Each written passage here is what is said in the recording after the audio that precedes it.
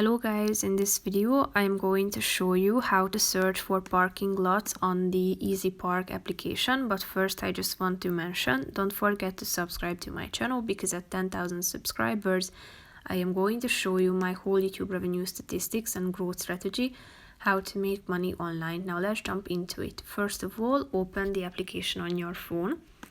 After that you should tap on this search bar at the top of the screen, and then you should type in your location where you would like to search for parking areas. Here you can find the nearby parking areas based on your location.